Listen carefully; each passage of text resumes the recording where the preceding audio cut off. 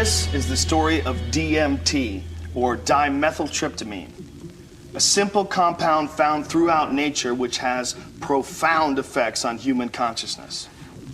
One of the things, besides what it does, one of the things about DMT that always fascinated me was the fact that it's such a simple molecule.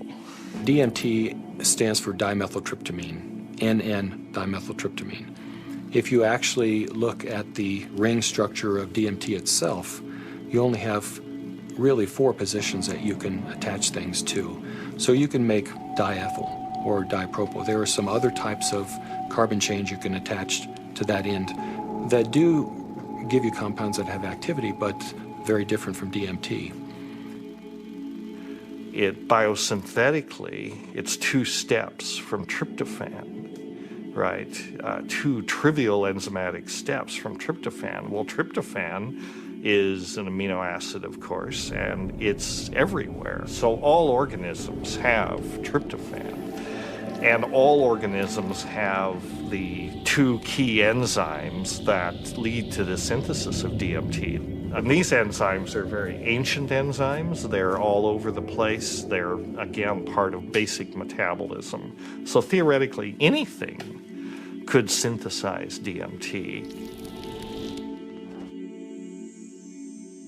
DMT is astonishingly widely available in plants and animals all around the world, but so far nobody really knows why it's there or what its function is. That's a $64 billion question, is why is DMT in our bodies? Why is it in plants and all sorts of mammals? And what is the role it plays in humans? The conventional wisdom 30, 40 years ago was that these things had no real function. They were just sort of physiological noise, but that's a very naive understanding. And what we now understand is that these secondary compounds are, in a sense, the language of plants. These are messenger molecules. This is what plants use to mediate their relationships with other organisms in the environment. Why is it that human beings' central nervous system are wired to receive this experience? Must be that, there's important information to be learned. So I don't think it's universally present in nature by accident. It has a real function. We have co-evolved with these plants. There's a purpose and a meaning to it.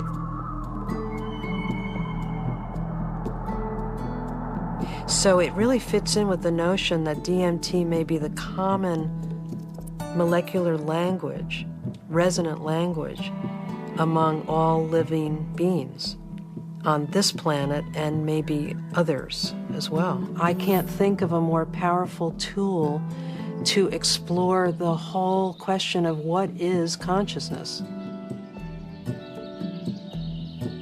These substances are tools that can be used to expand awareness in all areas of life and apply that expanded awareness for the betterment of people's lives and their communities, their families, and our society.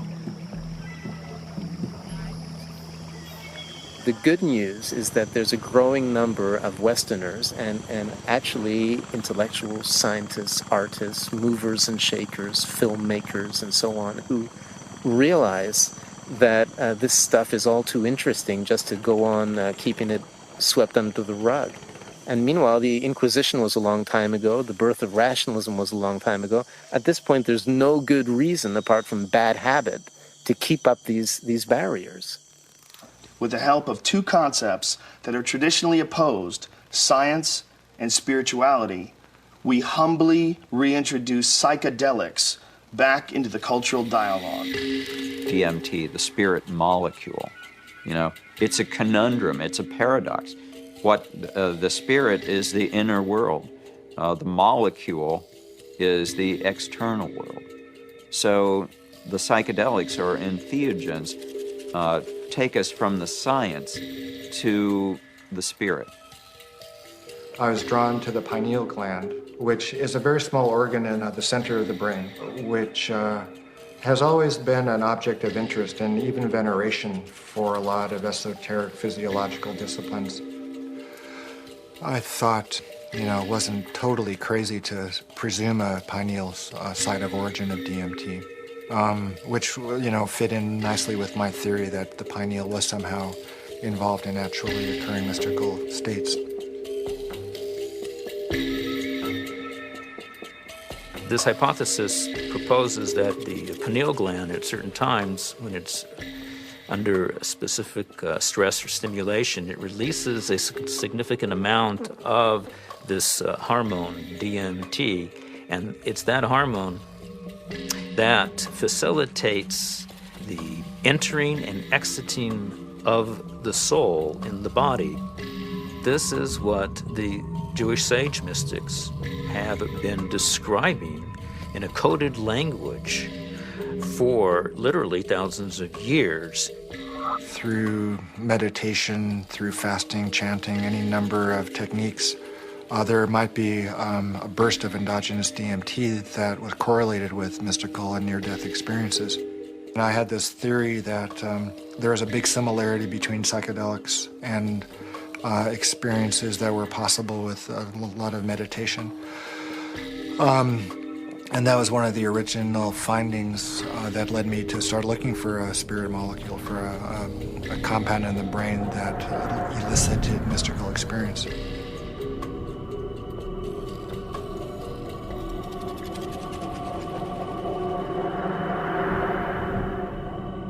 I think there may be a role for DMT in explaining any number of hallucinatory phenomena that man has experienced throughout his history. Creativity, imagination, dream states, changes that occur due to isolation, trauma, starvation, all of which produce hallucinatory phenomena. These hallucinatory phenomena are explainable by the presence of compounds known to produce hallucinations. And the only compounds that we know of that are capable of doing this are the class of compounds known as hallucinogens. When thinking about spiritual states, I think endogenous hallucinogenic compounds and molecules that the brain can potentially release are probably very relevant to this topic, because on one hand, they may really help us to elucidate what is the neurochemical mechanism of these experiences. I mean, if we can say that there's a release of endogenous opiates, or we can say that there's a release of dopamine or something like that, and we can measure that release and we can see where in the brain those different molecules go, what receptors they activate or deactivate, and hence we can really learn a lot more about what these experiences are, because it really can allow us to match up these experiences that people have with hallucinogens, as well as understanding where they are related in the context of the brain's receptors and the different parts of the brain that may or may not become active.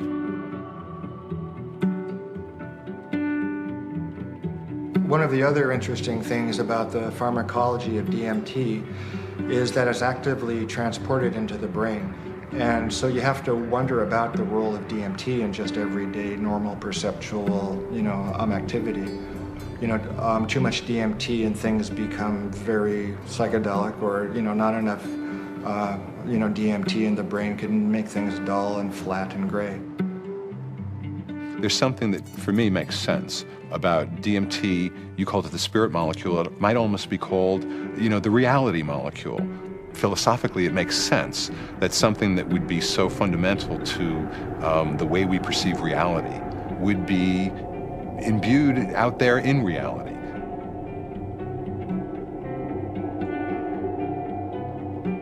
There was a sense around it that there was something special, that it wasn't like anything else. There wasn't like other psychedelics. Its intensity and speed was such that it really produced a different kind of response. I mean, I remember almost getting the sense that it was kind of like a psychedelic bungee jump, that there was a kind of raw leap into this rapidly changing environment that was very different than the more gradual approaches of other psychedelics.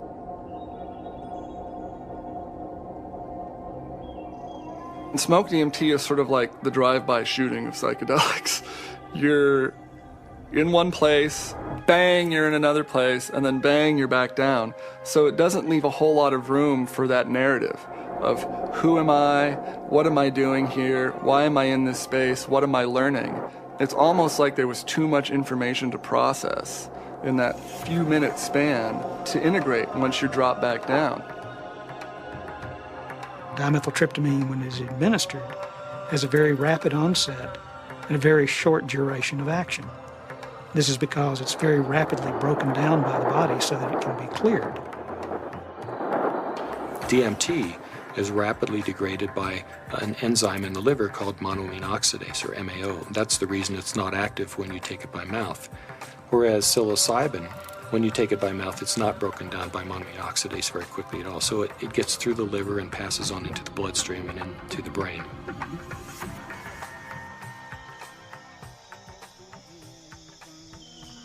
Yeah, I'm very interested in ayahuasca.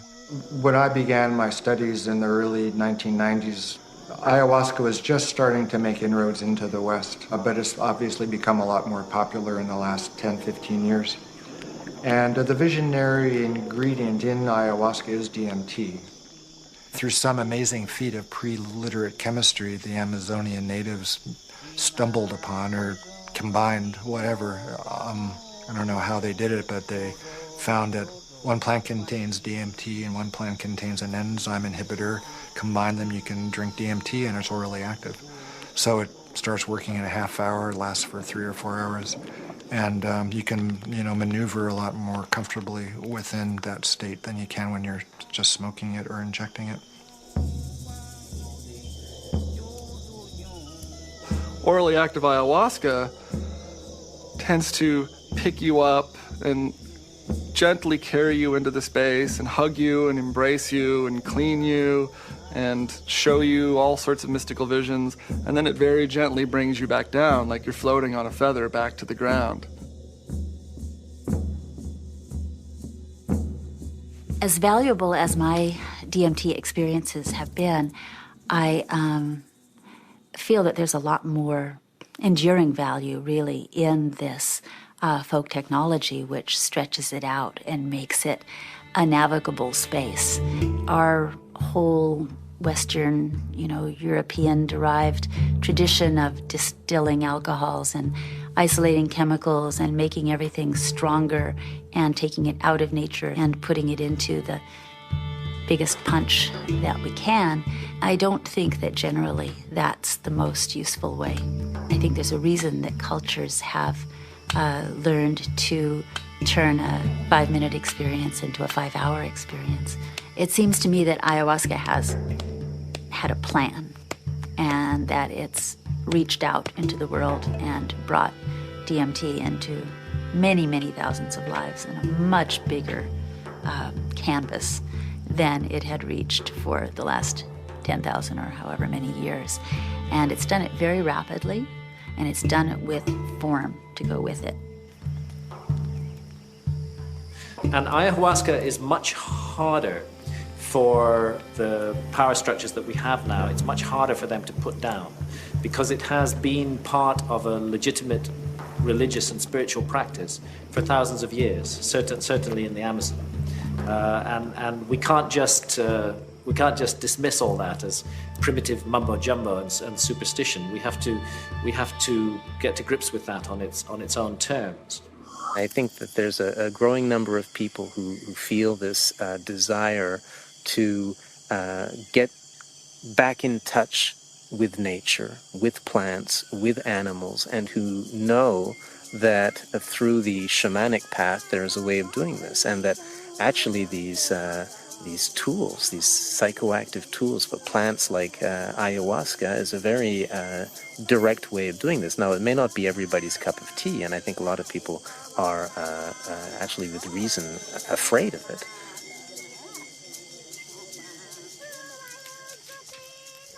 I think like a lot of people in my generation, I first heard about DMT through Terence McKenna. And it was a very funny way to become aware of such a powerful and interesting and anthropologically rich topic as a compound like DMT, because it really became more, it was almost more of a concept than something that people were necessarily taking. The DMT flash makes it clear that disembodied consciousness is a possibility. I think that the whole tension of history and the tension of life seems to be about the shedding of the body. Terence was he was a good promoter. Basically, he said it's the ultimate metaphysical reality pill. And even though it's not a pill, but I thought that was a pretty good characterization after I took it. It seemed to be of a different order than LSD and mescaline and some of the other things that were around. DMT really did seem to be a whole other level of experience.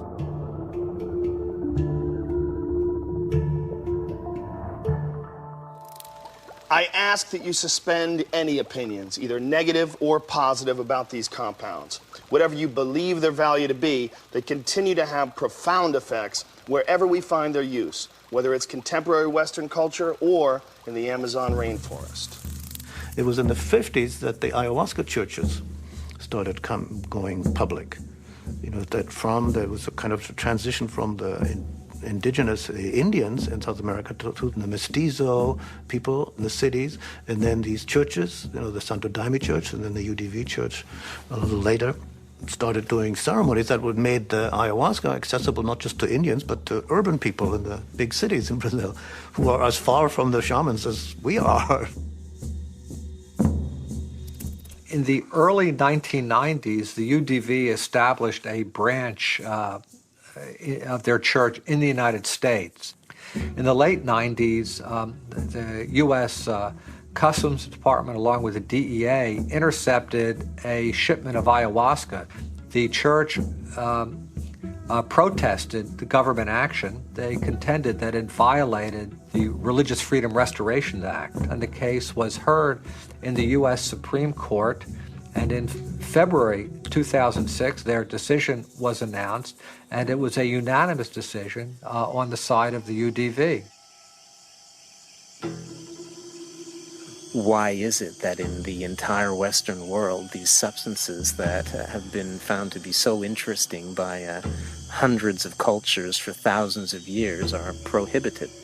How did these cultures that consider themselves to be enlightened, democratic, and scientific get to declaring plants illegal? It can seem weird, but there's clearly something deep and revealing about the nature of these societies. Our society values alert, problem-solving consciousness, and it devalues all other states of consciousness. Any kind of consciousness that is not related to the production or consumption of material goods is stigmatized in our society today. Of course, we accept drunkenness. We allow people some brief respite from the material grind.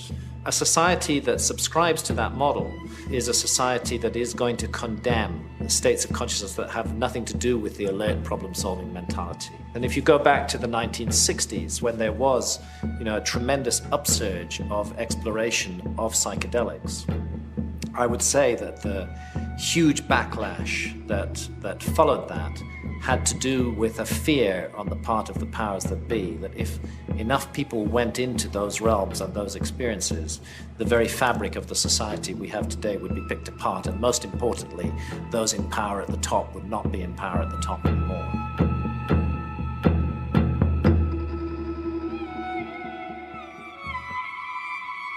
There was an optimism that was ungrounded, that Vietnam was happening, that all this real stuff was going on, and that the psychedelic movement wasn't really addressing that in a real way, and that Timothy and that bunch sold us a false bill of goods that didn't really work.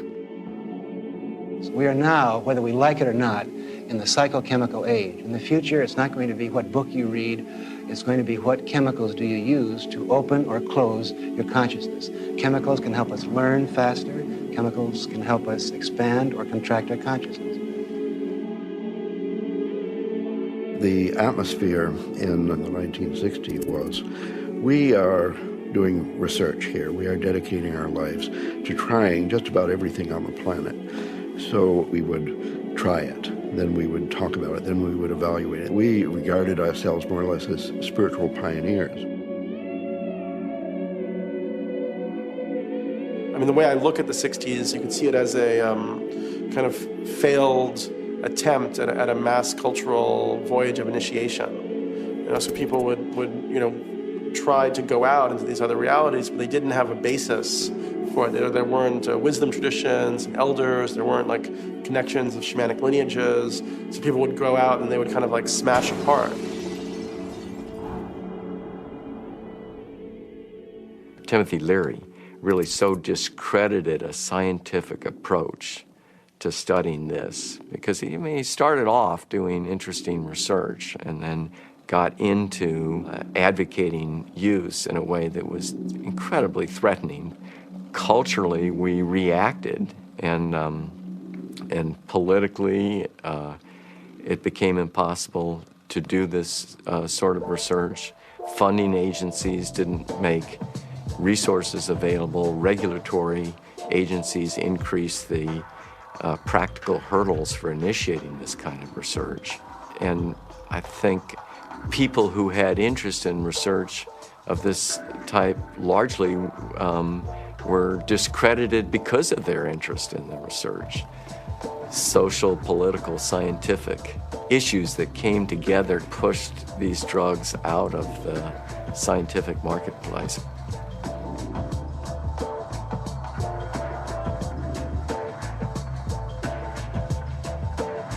The public opinion in many cases had become that psychedelic research was dangerous. The lay public was uninformed about the true nature of these compounds and what their importance may be in the understanding of perception itself. One of the tragedies to me is that the clinical research on these substances pretty much stopped around 1970. And for me, it's especially tragic because I really believe that these substances played a major role in the development of our philosophy and thinking throughout the world. What a lot of people don't realize is that psychiatry, up until the 50s, the field in general had no concept that neurochemistry played any role in emotion or behavior, which today seems really bizarre. And the discovery of LSD and its potent effects on the human psyche occurred almost contemporaneously with the discovery of serotonin as a molecule in the brain. And it was really when people looked at the structure of serotonin and compared it with LSD that they really began to think, maybe neurochemistry plays a role in brain chemistry and behavioral states.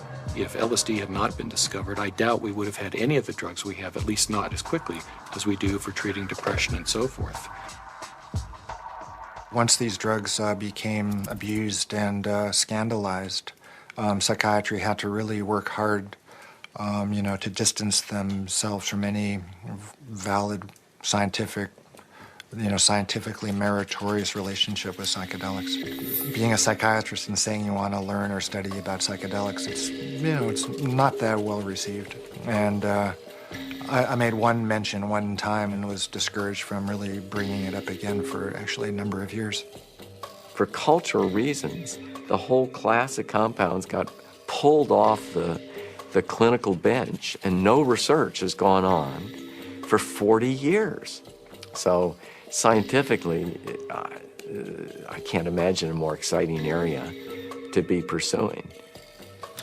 How does one go about studying these plants and compounds? Plants and compounds which produce unimaginable experiences and appear to shed light on some of humanity's greatest mysteries. In order to answer that question, Dr. Strassman conducted the first human psychedelic research in a generation. One of the things that I had established early on was being able to discriminate between studies in the scientific realm and recreational use. But in the early 1980s, I reviewed all of that literature and could pretty well establish that if people were really carefully screened and supervised and then followed up, that the incidence of adverse reactions to LSD and related psychedelic drugs was extremely low. The drug or the compound or the chemical that seemed like the best candidate to sort of reopen the U.S. Front on psychedelic research would be DMT. It was really, it was exciting for me because I thought this is the first study in a generation. And not only that, despite the fact that DMT had been used safely in earlier studies and it was this natural component of the brain, DMT is one of the most profound and potent psychedelics known. So it wasn't just an initiation of clinical research, it was a reinitiation of clinical research with an extremely potent drug. I was of the strong opinion that you could do these studies, and Rick agreed. So we had a number of discussions, and at some point the discussion came up, Dave, what if I do all this paperwork and spend all this time and get to the end of things and I'm ready to go and I can't get the DMT? And that was a real possibility because DMT, clinical grade DMT, wasn't a chemical you could just buy off the shelf somewhere. And I told Rick, if you get to that point and no one will make it, then I'll do it. And ultimately Rick got to that point and I made it. The design of the study was fairly straightforward. Give people DMT and measure as many variables as possible. I had to sort of anticipate a lot of objections that would come my way from the regulatory agencies that oversee this kind of research.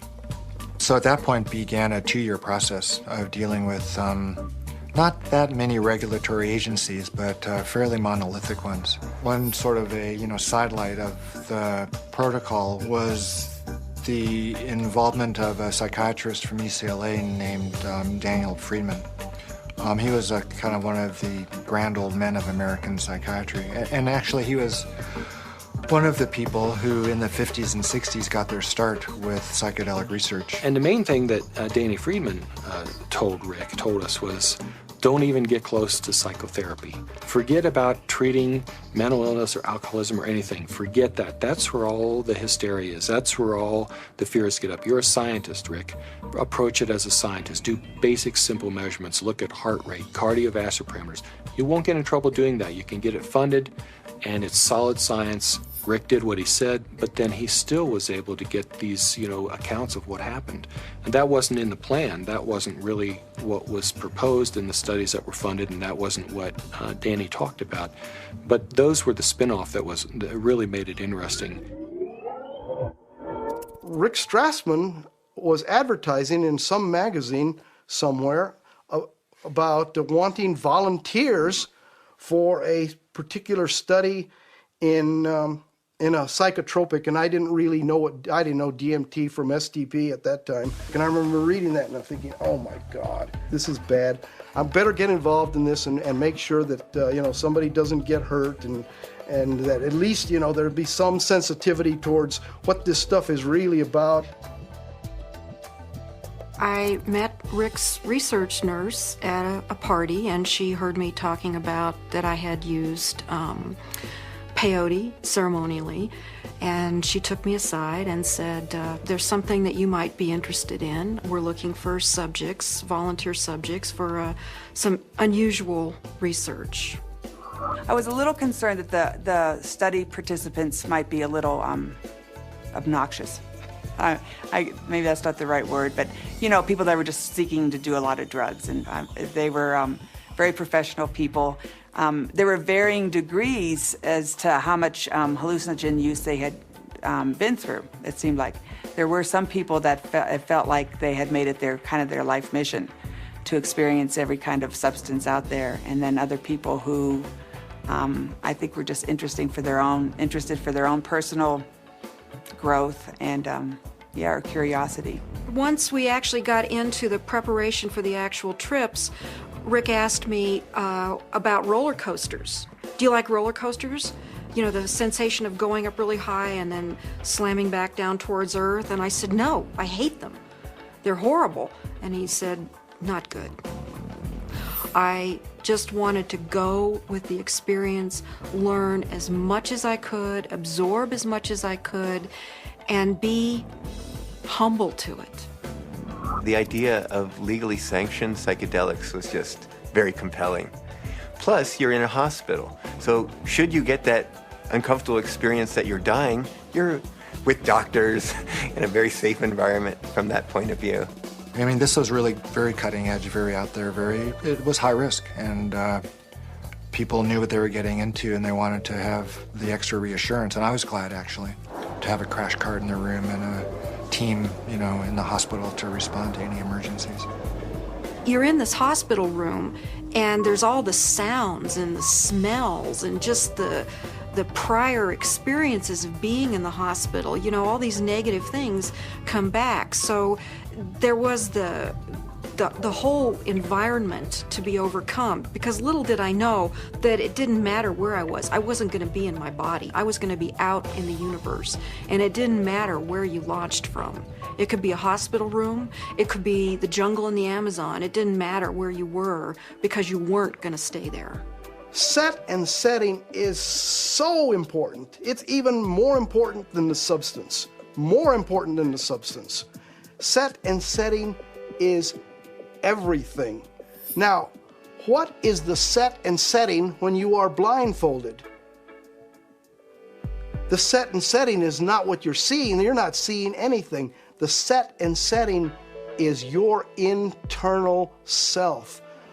The things that you have learned, the capacities that you have achieved, the conditions of your own psyche and psychology, these are your set and setting.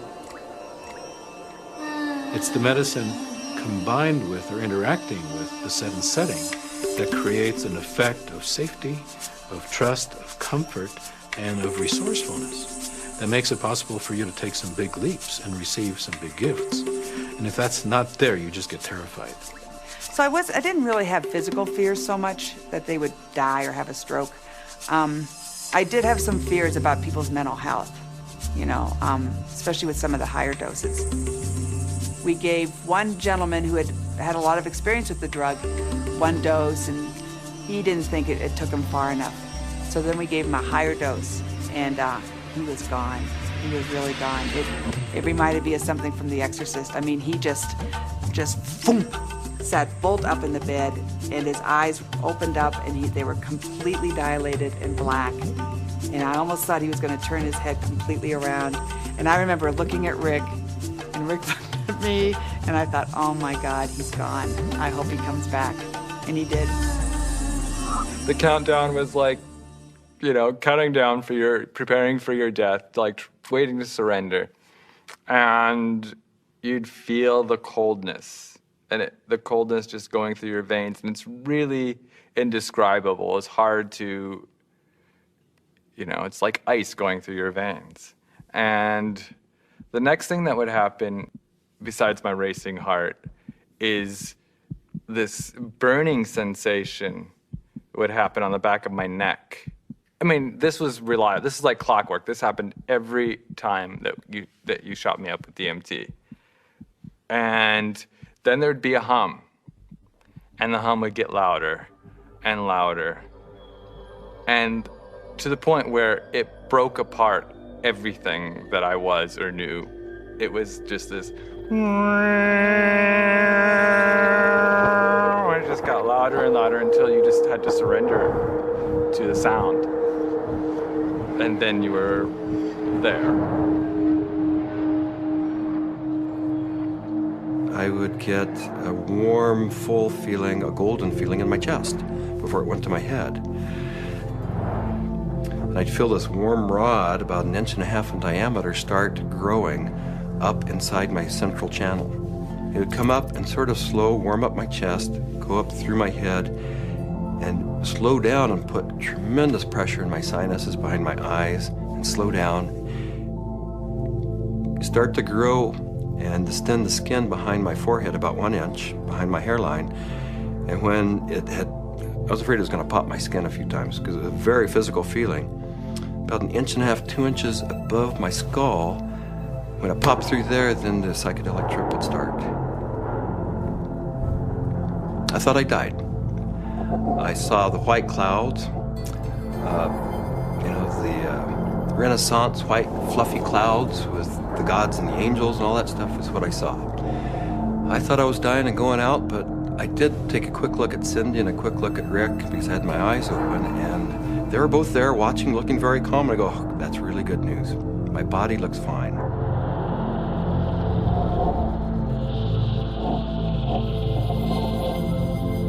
So I didn't know whether it was my birth I was re-experiencing, my death which was yet to come, because I know that time crumbles. The linearity of time is totally meaningless in these states.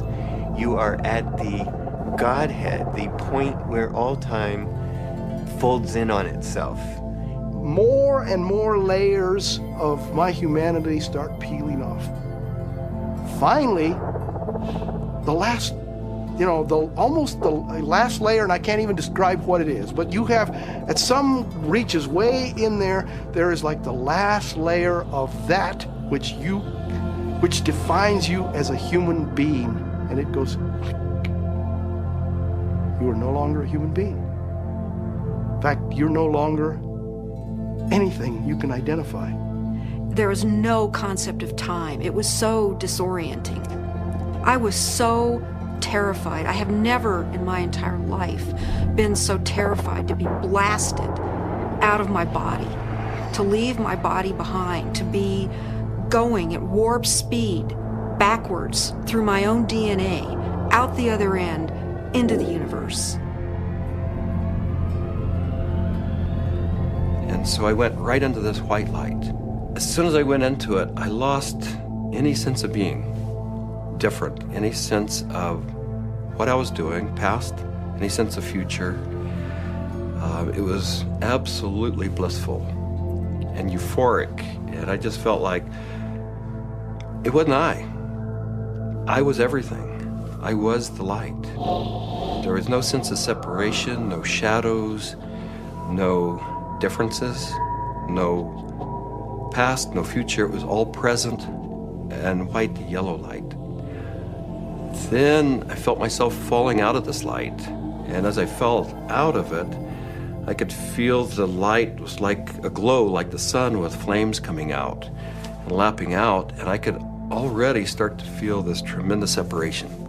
I reached across, and it was suddenly I'm in the universe, in this huge void, with these beings on the other side, and I put out my hands, and this incredible rainbow of pink light went between me and these entities. And I was trying to make it be like a white light, but it was this incredible pink light, this energy of love this capacity of love that we as human beings have, that I was trying to just send to them. This meteor-like trip through the infinite space of the interior consciousness is up pops the picture puzzle pattern door. And I'm now whizzing through this sucker like if it was nothing. I'm flying through it. But now I know what the picture puzzle pattern door is.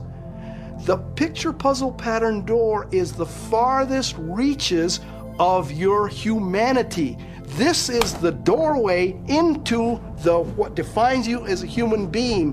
When you go past that, you stop being human to a degree, and the further you get past this point, the further away you go from being a human being. But right here, this picture puzzle pattern door is everything. It's everything. It's what defines you as a human being. This picture puzzle pattern door is you. This is like the actual core of where all of reality is emanating from. This is where meaning comes from. Symbols were pouring out. They were intertwined. Every symbol and letter and in every language was pouring out of this point. And I looked around at my environment, and I was trying to absorb everything, to understand, but there were all of these machines or structures or things that I had never seen before, that I had no idea what they were. I was like a caveman in a computer lab. I didn't have any idea, but I knew in my intellectual awareness that this was a very advanced civilization or life forms or whatever they were. They were so far advanced from what we know here on Earth. there's one state of, I call it the hobby horses, and they're interlocking, reticulating, vibrating hobby horses. And I use that's what they seem like to me. They interlock and they form a visual pattern that seems infinite in scape. And then you're on the inside, outside, inside, every side. And so it's less possible to use, words sort of start to escape you. The texture of the space was very much like an animated Mexican tile. It seemed to be hyper vivid in color, in a Technicolor sense, but also very clay-like and earth, like with an earthen, pointing towards earth, but not really being of earth. And there was no I. There was just a sense of a witness being suspended in this incredible vaulted space, like a cathedral made out of stained glass of all imaginable colors. Unbelievable brilliance and saturation of color. Just this amazing pattern in this dome, this gigantic dome. It felt like the size of a small planet. And there were these winged beings. I don't remember exactly what they looked, but were like angels, something like angels, that were majestically kind of flying through the space. But there was something about the quality of how they were flying that was unique. I'd never seen anything like it. It was like, I don't know, the sense of another realm that was there. My sense was at some point, there was this implicit sense, this is the divine realm. This is the divine realm.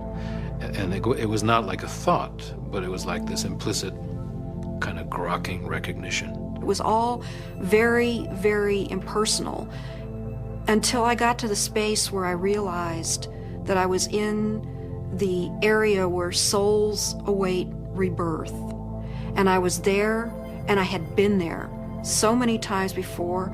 I recognized it, and this incredible transcendent peace came over me. I have never in my life ever felt such peace. Everything was stripped away. Every hope, every fear, every attachment to the material world was completely stripped out of me. I was free to just be the essence of a soul. After the medicine wore off, there is that familiar sensation of kind of coming back into the body. And I do remember that. That was part of almost all of those experiences of kind of coalescing back into sensory awareness and a sense of having a body and of that becoming a little more substantial, and then say, oh yeah, here I am, and I live in a body and I'm okay. So Laura removes the eye shades, and I ask, not really with my eyes open quite yet, I ask, how long was I gone? Because I needed to know. And Rick chimes in like 15 minutes.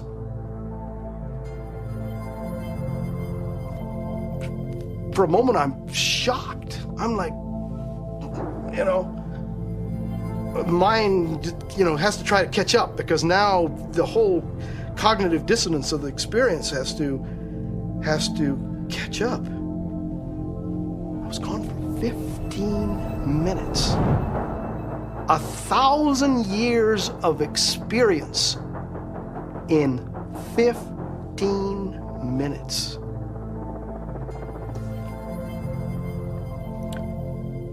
Well, to say the least, it was profound.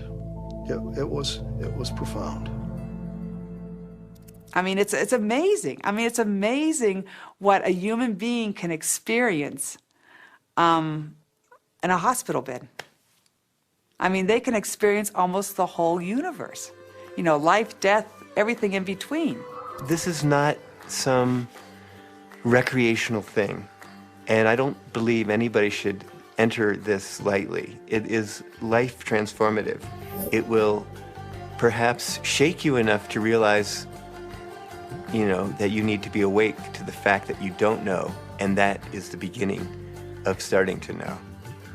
What we see here is such a tiny part of what is real, I get really frustrated because, of course, there's no way to prove that where I went was deep space, that I encountered, you know, other entities, other life forms that exist in this universe. At some point, maybe our civilization will become advanced enough and we will throw off these anchors of impossible thought, that these things are impossible, that it's not, you know, that everything that exists where we can see it. I wrapped up the studies in '95 and really just had to take a break for a couple of years. I was aware of a growing sense of discomfort with what I was doing because I just couldn't explain it. And it seemed to me if I couldn't model and explain what was going on that I was doing and just, you know, bringing people to the edge of these kinds of experiences, it seemed like I ought to. That it was a little irresponsible to be sort of pushing people off the cliff like that without really knowing exactly what it was and accepting and understanding and feeling comfortable with that model. And, you know, I think what began dawning on me after a while once I stopped the study was that I was really dealing with a spiritual phenomenon. What do these experiences say about the nature of reality, the nature of our minds, or the function of our brain that we can so quickly shift into these alternate realities? Let's take a step back and consider how these experiences inform us about ourselves, our consciousness, and the symbiosis of the two. It started seeming to me that what was happening with DMT, particularly with respect to some of these reports of entering parallel or alternate or freestanding parallel sorts of realms of existence, is that indeed was what their consciousness was doing. The chemistry of their brain, which is the organ of consciousness, was being changed by DMT in such a way that they could then receive information that we weren't able to receive normally. Yes, there's the experiences from DMT and ayahuasca, and they have their function. But if we'll also look at what it enables us to see, it just rips that filtering mechanism away for a few minutes. And for a few minutes, you're immersed in sort of this raw data sphere of input, of sensory input, of memories, of associations. I mean, it seems like the brain builds reality out of these things, what you're experiencing, what you have experienced, and how you associate and synthesize these things together to tell yourself a story, essentially, about what's going on, where you are in space and time.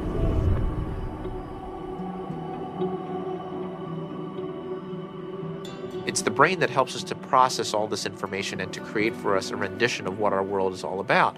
But we're trapped within that brain. However, in spiritual experiences where people feel that they get beyond the self, in certain types of psychedelic experiences where you have incredible sensory and other types of phenomena, people really feel like they are able to kind of get outside of their brain.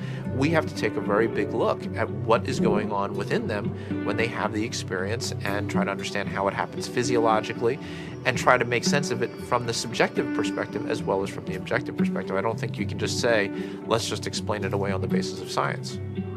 What I was doing early on when I was hearing these reports were interpreting them, calling them psychological or brain chemistry aberrations or whatever, that there was a part of the brain that was being dinged that was responsible for the alien appearance phenomenon.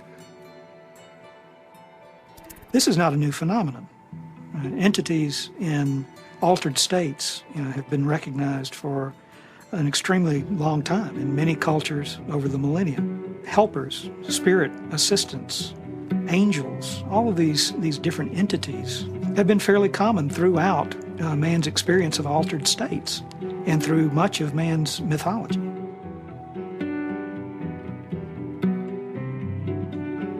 I don't think it's out of the realm of possibility that people are in some way interacting with some sort of an intelligence or sentient being or something that exists at some level that's not in this three-dimensional physical plane.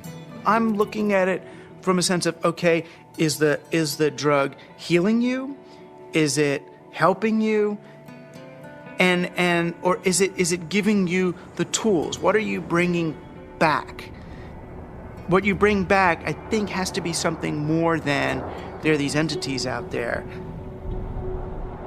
The best psychedelic explorers are people who realize that even the truths they see on a trip are not truths, but new models, new what-ifs, alternative frames. Unless there is a map and a clear methodology, then one will just have a variety of different experiences. All these various experiences that have been reported from NDEs, near-death experiences, alien abductions, alien encounters, sexual ecstasy, I believe all of these experiences, in fact, are fractals. If we understand the concept of fractal geometry, no matter how small it is, it contains everything that is in the larger picture. And thus, that validates profoundly all these various experiences. Discount the phenomenon as hallucinatory or imaginary. I think it's maybe more useful to look at a mechanism of action. You know, if it is real, then perhaps how does it work? Look, there's extraordinarily regular phenomena that come up with these things that are clearly linked in many ways to these larger human issues around mysticism or religious experience or encounters with other entities. And here we have it. And if you can't go in there and really go in there and account for this material inside your neuroscientific framework, you're leaving a huge gap. You got to account for this stuff the way you got to account for dreams, the way you got to account for all sorts of psychoactive responses. Using DMT as an explanatory model, as kind of the mediator between our consciousness and the consciousness of a non-corporeal sort of reality, you know, it's handy. With DMT, there are no words. I would try to wrap mathematical vocabulary around the experience afterwards. I specialized in the metaphor of vibration and how vibrations in fluids created form in fluid, and that would be the key to the relationship between the spiritual realm and the ordinary realm. This was the window that was opened by DMT. Using psychedelic drugs or other types of pharmacological substances can help to induce a state where people feel that they touch a deeper sense of reality, where they understand reality on a more fundamental level, and they gain a great deal of insight and knowledge into the ways in which the world works and how they are, as a human being, supposed to relate to that world. DMT is somehow, it seems to me in my experience, more of a breakthrough than LSD, mushrooms, peyote, and so on. It's instructive. It's more supportive of future evolution and the creation of the future. And it is, in itself, more of a mystery. How could this little stuff produce something that has intelligence? You know, that is actually a doorway to another reality. So what is the nature of reality, and what is the nature of how we as human beings experience it? Can we understand it better? Are we capable of understanding reality on some very fundamental levels? And what do we need to do in order to prepare for that? You know, there are parallel universes, it seems, at least that's a theory in modern physics. There is dark matter, which is a huge amount of the matter of the universe, maybe 95% or more. As radical an idea, it's just a logical extension in some ways of, instead of using a machine to see more than we normally can see, we're using the brain. There are fields which are undiscovered so far, which have nothing to do with anything that is discovered so far. The gravitational field, you know, was unknown before the year 1604. The electromagnetic fields, unknown before the year 1830 or something. All of these, what we call the fundamental fields of mathematical physics, are new discoveries. Dark energy is also even newer discovery, and beyond that are maybe more discoveries yet coming beyond our cosmos itself, in higher dimensions, as they say. I still don't have very much use for the concept of God, but I do believe that there are higher levels, transcendent levels of reality, and I'm actually now starting to really believe that the brain is not the source of consciousness, is not really who we are, but is more like a radio tuner for something way bigger. Are these experiences, spiritual experiences or otherwise, are they created by physiological processes, or is the brain itself responding to something that's going on? And the fact that somebody may actually find a way of turning on their brain to spiritual experiences, again, I mean, I'm not sure that that necessarily diminishes the reality or the realness of what those experiences are about. If the pharmacology or the psychopharmacology of psychedelic experiences turned out to be essentially the same as religious or spiritual experiences, it would help us to understand where these experiences are occurring within the human brain. I'm actually quite convinced that we're probing the biological basis of moral and ethical behavior. I think these primary religious experiences really are at the bedrock of the world's religions. The research and knowledge and speculation about the pineal body and DMT is in fact the hand of God that is interacting with our natural evolution to stimulate and accelerate the process of redemption of individual and of collective global enlightenment.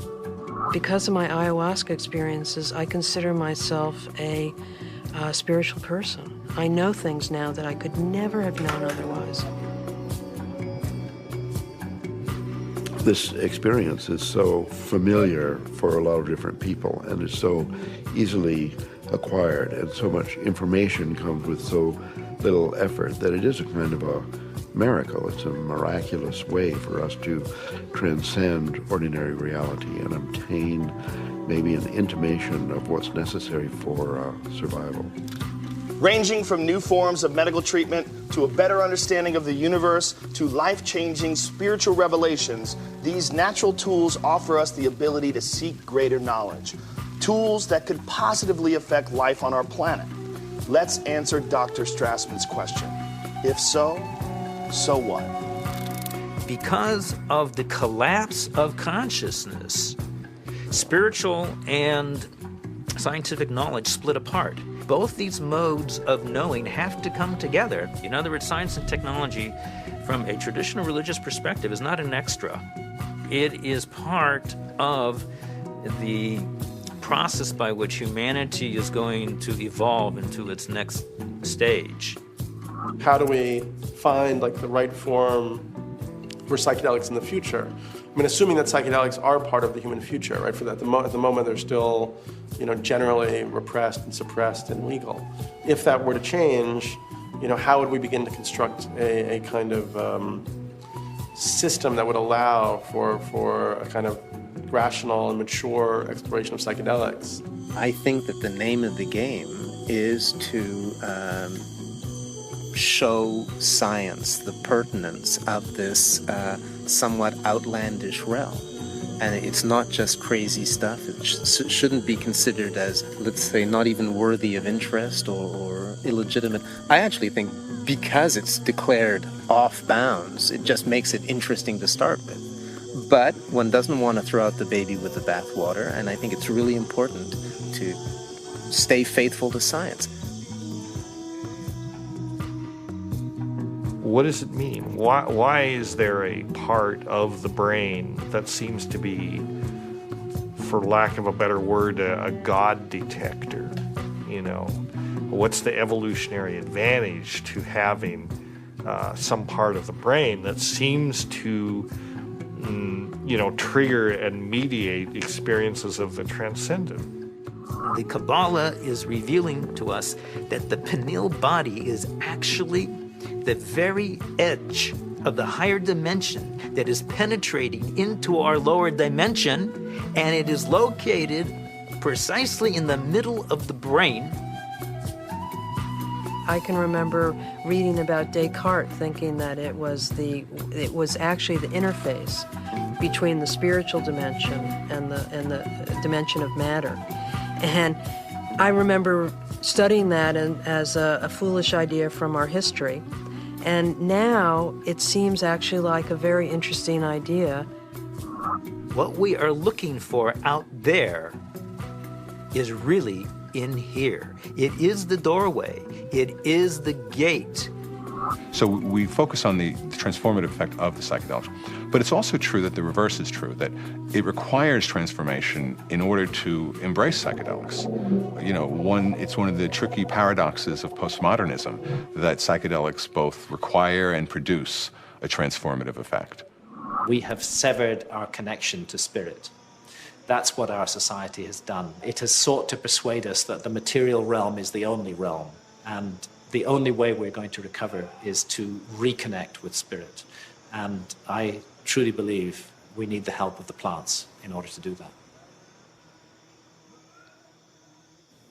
Part of our work is to respect these medicines and then to change the culture enough that people doing them can be respected and held, and not everybody needs to do them, not everybody should or wants to, but that it isn't pushed to the side.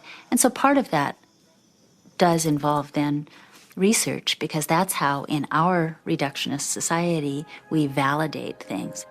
With the passing of the years and the opportunity for sober reflection, I think there's a growing appreciation that there may be something to gain from studying these compounds, that there's a lot we can learn, and there may very well be treatment models, particularly for patient populations for whom conventional treatments are ineffective, for whom the psychedelic model, when utilized optimally, may provide great benefit.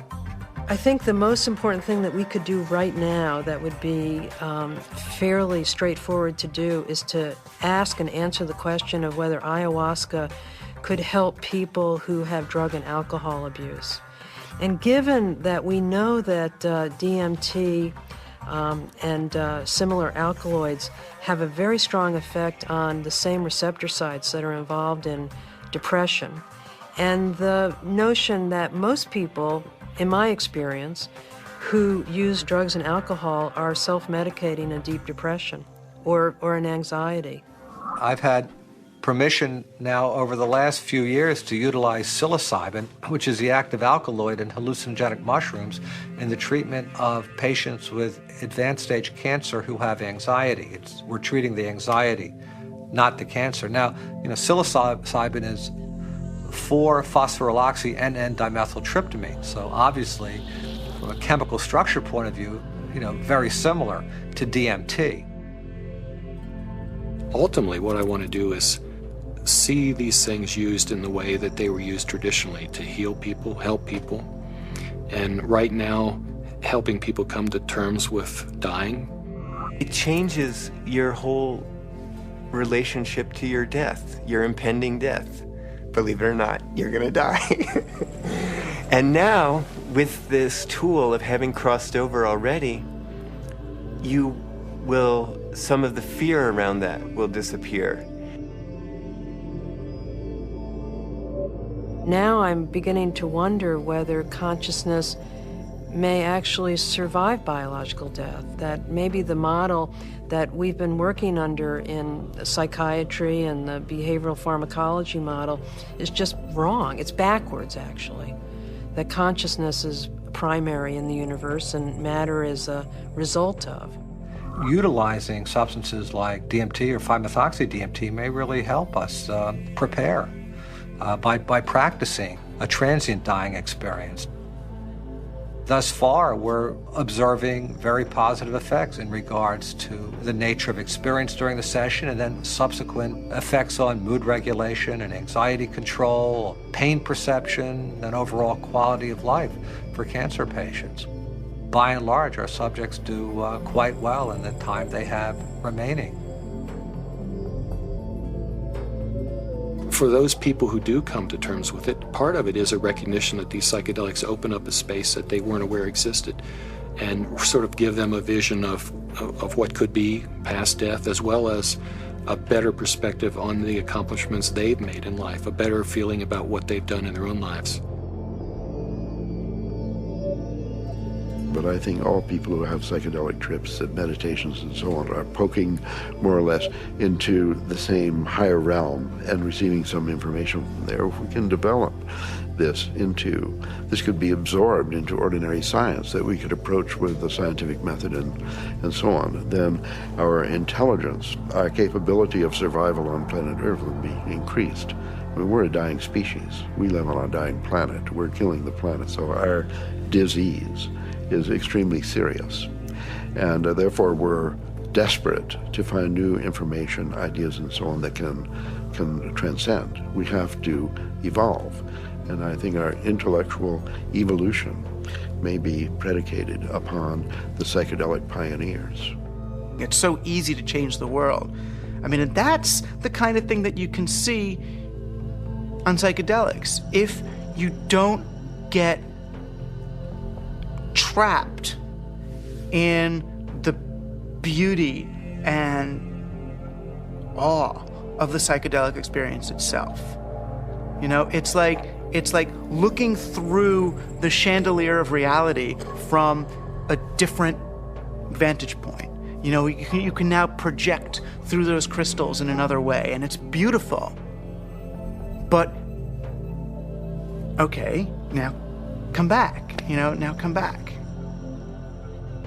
I think if I ever were to resume giving people psychedelics, particularly DMT, it wouldn't be just to kind of tinker with brain chemistry and just see what's happening. I think one of the things I also learned in the research is that you just don't want to give drugs and see what happens. That's a little, I don't know if callous is the word, but that's the first word that comes to mind. I think if you're really going to open people up like that, you need to do it for a purpose, not just for scientific curiosity. And I'd like to be helpful rather than just sort of smart or clever. To my mind, is this kind of two-edged sword of simultaneously opening up to the numinous world, to the world of messages, the world of spirits, the world of entities, and at the same time rigorously taking that material into the acid bath of neurology, into sociology, into the ongoing construction of reality. And that the wisdom that these things bring is this kind of very tricky mixture of authentic religious experience with gods and messages and clear signs, and a sort of remarkable mirror of the mind.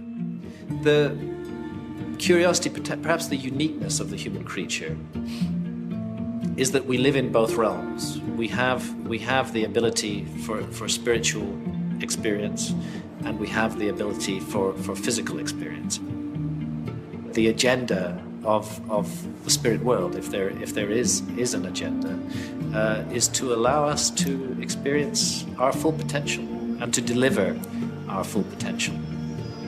And maybe the choices that we are making right now as a civilization and a society rebound far beyond ourselves.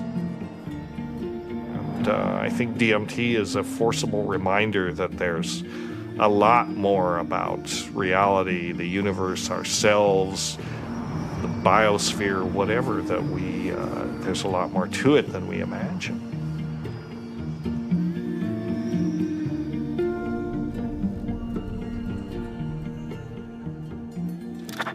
It seems our reality is not the only reality. Occasionally the cracks reveal themselves and may even want to be discovered.